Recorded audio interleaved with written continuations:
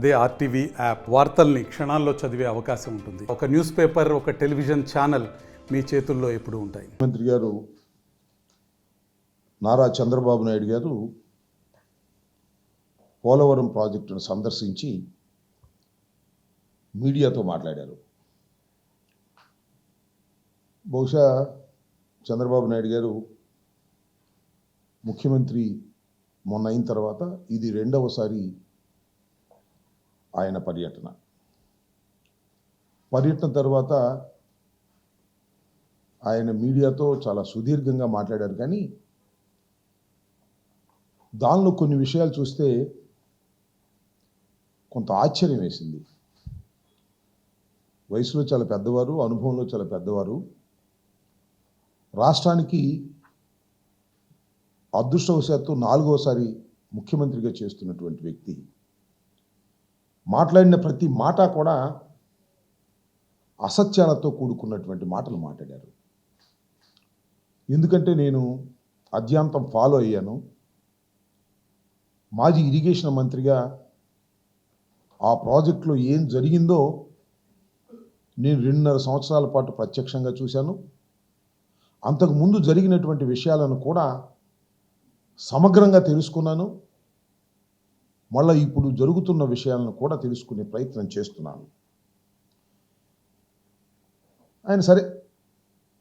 ఆయన ఎప్పుడు చెప్పే మాట ఉంది కదా, ఏది రాష్ట్రం విడిపోయినప్పుడు ఆ 7 తెలంగాణ గ్రామాలని కలిపేంత వరకు నేను ప్రమాణ స్వీకారం చేయనన్నాను, అందువల్లే కలిపారు, అసలు ఈ ప్రాజెక్టు నేనే తీసుకొచ్చాను, భూమార్గం పట్టించాను, అసలు రాజశేఖర రెడ్డి గారికి ఏమీ సంబంధం లేదు, దీనివల్ల ఎన్ని ఉపయోగాలు ఉన్నాయి, ఇవన్నీ ఆయనకు సంబంధం లేకపోయినా ఇది డాక్టర్ వైఎస్ రాజశేఖర రెడ్డి గారు కలలు. కానీ దాన్ని ప్రారంభించినటువంటి వ్యక్తి రాజశేఖర రెడ్డి గారు లేరు కాబట్టి ఆయన దాన్ని ఓన్ చేసుకున్నట్టు, ఆయన చేస్తున్నట్టు ఇలాంటి కథలన్నీ కాళ్ళు చెప్పారు. అది ఎప్పుడు చెబుతూనే ఉంటాడు, ఆయన పురాణం అంతా చెప్తూనే ఉంటాడు, దాన్ని ప్రజలు వింటూనే ఉంటారు, నమ్మరు, అది వేరే అంశం.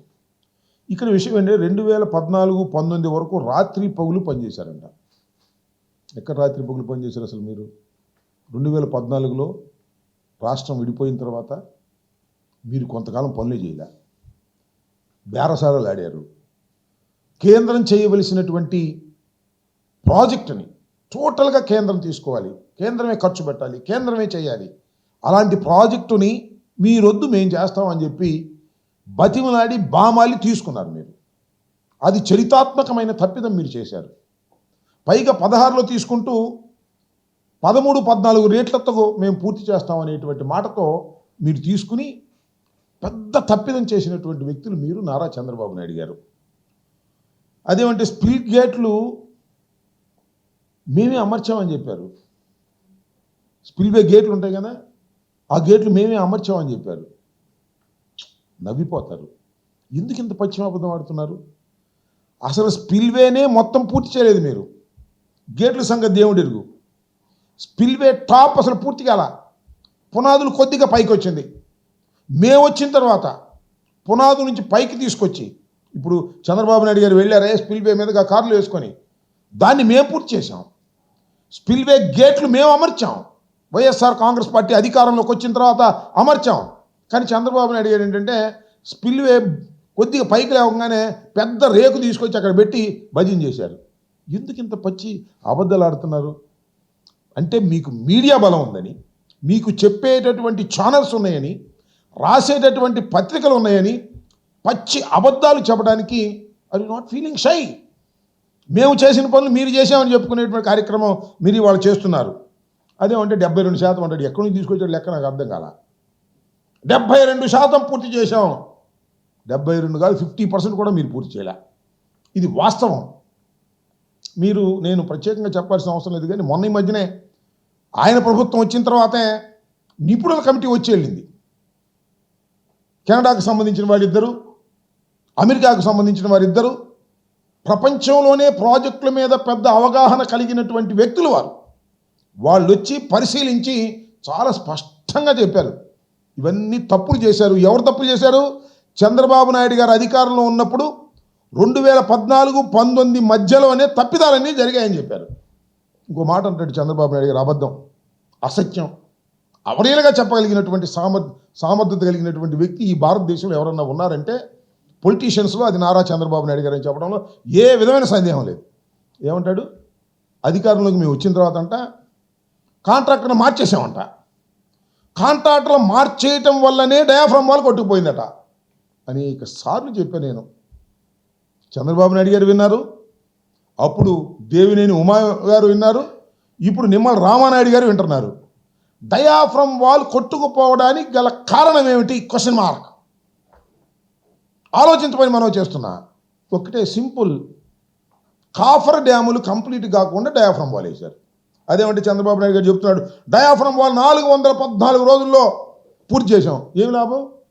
సింగడు అద్దంకి వెళ్ళి వచ్చాడన్నట్టుగా 414 రోజుల్లో నువ్వు పూర్తి చేస్తే ఏమి లాభం అంటున్నా. 414 రోజుల్లో పూర్తి చేయటము, 14 రోజుల్లో పూర్తి చేయటము కాదు. అక్కడ డయాఫ్రమ్ వేల్ వేసే ముందు గోదావరి నదిలో ప్రవాహాన్ని డైవర్ట్ చేసి 2 కాఫర్ డ్యాములు నిర్మించిన తరువాత మాత్రమే డయాఫ్రమ్ వాల్ వేయాలి. Is the protocol. దీన్ని భిన్నంగా డయాఫ్రమ్ వాల్ వేసేసి కాఫర్ డ్యాములు కంప్లీట్ చేయకోకుండా చేతులు ఎత్తేసి ఇవాళ మమ్మల్ని అంటారు ఏంటి నాకు అర్థం కాలే. ఇవాళ వేస్తున్నారు డయాఫ్రమ్ వాల్ కొత్తది. నేను పోయినసారి చెప్పినట్టుగా ఒక మన సీజ్ ది షిప్ సందర్భంలో చెప్పా కదా, పెళ్ళి చెల్లికి జరగాలి మళ్ళీ మళ్ళీ అని. మళ్ళీ డయాఫ్రమ్ వాల్ మళ్ళీ ఇంకో డయాఫ్రమ్ వాల్ మా వాళ్ళు వేశారా? మీ వల్ల, మీ అసమర్థత వల్ల, మీ అవగాహన రాహిత్యం వల్ల, మీ అవినీతి వల్ల మళ్ళా 2వ డయాఫ్రమ్ వాల్ వేయాల్సిన పరిస్థితి వస్తుంది. వాళ్ళ ఎంత డయాఫ్రమ్ వాల్ అది? మళ్ళీ 900 కోట్ల రూపాయలు డయాఫ్రమ్ వాల్ మళ్ళీ ఖర్చు పెట్టాల్సినటువంటి పరిస్థితి అక్కడ ఏర్పడతా ఉంది. దీనికి కారణం ఎవరు? నారా చంద్రబాబు నాయుడు గారు కాదా? మళ్ళీ చెప్తున్నా, డయాఫ్రమ్ వాల్ వేసే ముందు కాఫర్ డ్యాములు 2 కంప్లీట్ చేసిన తర్వాత మాత్రమే, నదిని డైవర్ట్ చేసిన తర్వాత మాత్రమే వెయ్యాలి. వేశారు. మేము వచ్చామంట, కొట్టుకుపోయిందంట. మొన్న ఆ కెనడా నుంచి, అమెరికా నుంచి వచ్చిన 4 నిపుణులు చెప్పారు, అసలు తెలుగుదేశం పార్టీ అధికారంలో ఉన్నప్పుడు వరదలోనే ప్రారంభమైంది దెబ్బతింటామని. డయాఫ్రమ్ వాల్ దెబ్బతింటాం ఆ రోజునే ప్రారంభమైంది, మేము వచ్చిన తర్వాత కాదు అని వాళ్ళు చాలా స్పష్టంగా చెప్పారు. ఒకసారి చదువుకోమని మనం చేస్తున్నాం. ఈ విధంగా అన్ని పచ్చి అబద్ధాలు ఆడేటటువంటి ప్రయత్నం ఇవాళ చంద్రబాబు నాయుడు గారు చెప్పడం చాలా దురదృష్టం. ఇక్కడ ఒక మాట అన్నాడు, ఒక అసమర్థత, అవగాహన రాహిత్యం, అవినీతి, కుట్ర ఇవన్నీ కలిసి పోలవరాన్ని ఎంత నాశనం చేశాయో అంత నాశనం చేశారు. మేమంట ఒక అసమర్థత అంట, ఒక అవగాహన రాహిత్యం అంట. ఇది జగన్మోహన్ రెడ్డి గారి అంట, వైఎస్ఆర్ కాంగ్రెస్ పార్టీ ప్రభుత్వాన్ని అంట. నేను చెప్తున్నా, మీరు అసమర్థులు, మీకు అవగాహన రాహిత్యం, అవగాహన సరిగా లేదు. వెళ్ళడం రావడం, సోమవారం వెళ్ళడం రావడం, బిల్లులు చేసుకోవడం, డబ్బులుగా చేయటం. దేవినేని ఉమ గారు మీరు చేసింది అదేంటండి? చంద్రబాబు నాయుడు గారికి అవగాహన రాహిత్యం అంటారేంటి? చంద్రబాబు నాయుడు గారు అసమర్థత అంటారేంటి?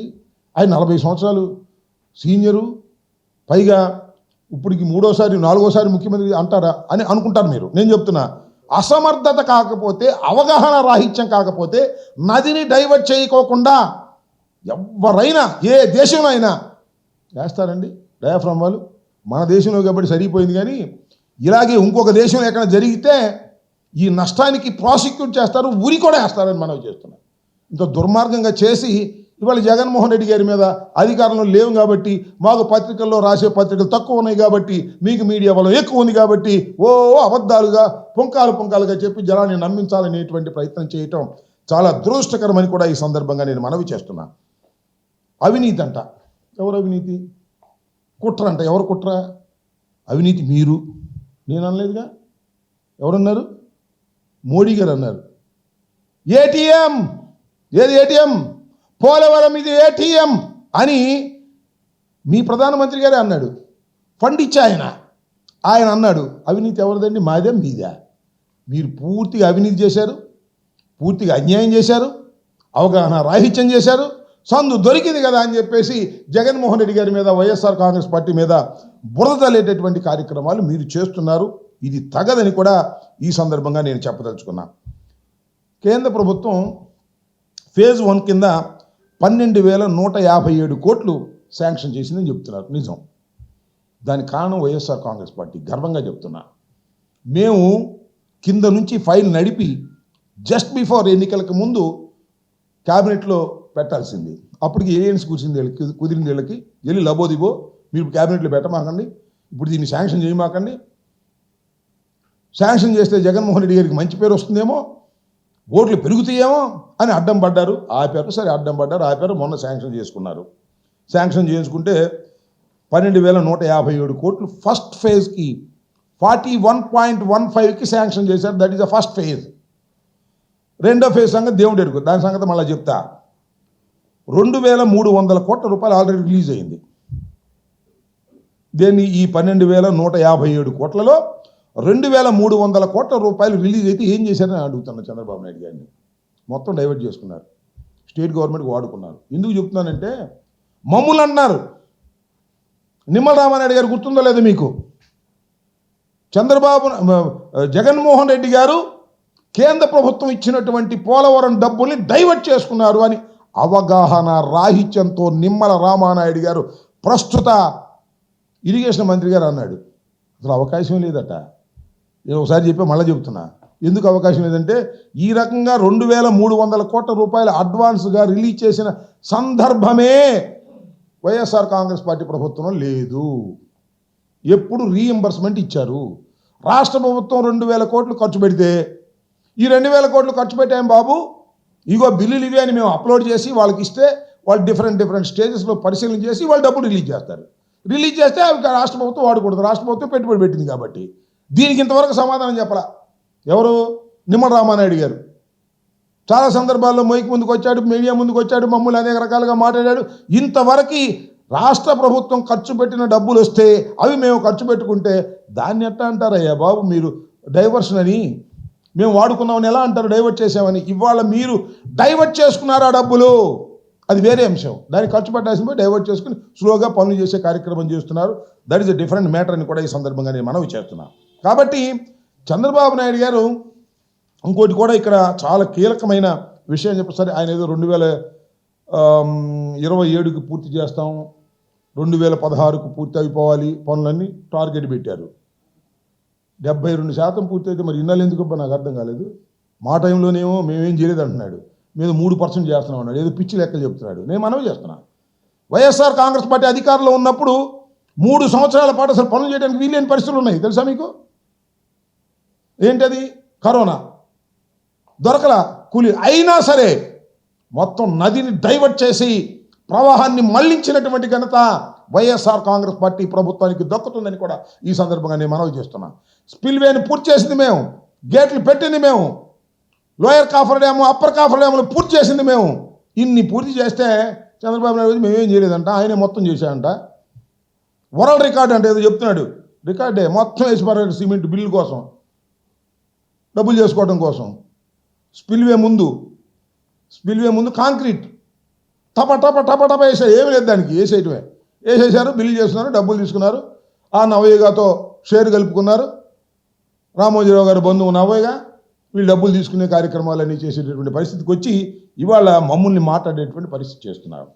ఇంకో అంశం నేను 2-3 సార్లు అడిగాను, కానీ చంద్రబాబు నాయుడు గారు కానీ రామానాయుడు గారు కానీ సమాధానం చెప్పరు. ఏంటంటే 2 దశలు. ఒకటి ఫస్ట్ దశ ఇప్పుడు పూర్తి అయిపోతుందని చెప్తున్నాడు కదా, 2027కు పూర్తి చేసే బాధ్యత మాది అని చెప్తే మంచిది.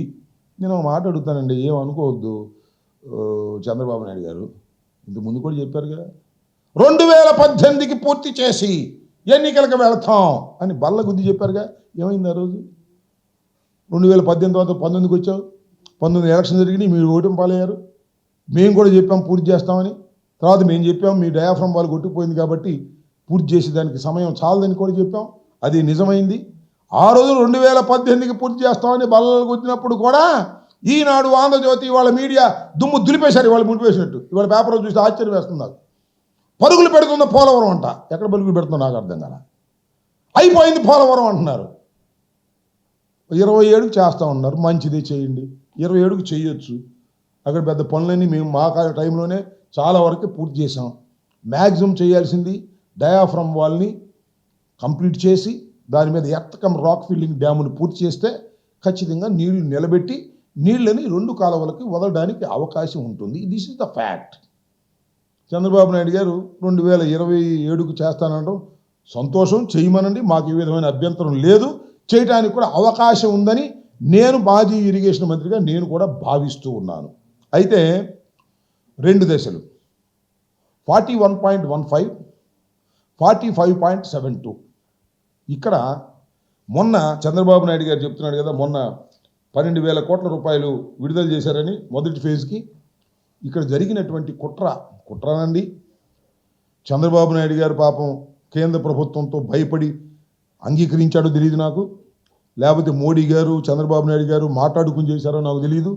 ఆ రోజున ఏ విధంగా అయితే ప్యాకేజ్ తీసుకుని అది ఎగ్గొట్టేశారో, ప్రత్యేక హోదాని ఎగ్గొట్టేశారో, అదే రకంగా ఇవాళ 41.15కు మాత్రమే ఈ ప్రాజెక్టును పరిమితం చేయడానికి చంద్రబాబు నాయుడు గారు అంగీకరించారు. 2వ దశ లేదని చెప్పారు. 2వ దశ ఉంటే మొన్న క్యాబినెట్ నోట్ చూపించమని అడుగుతున్నాం, దాన్ని చూపించలేదు.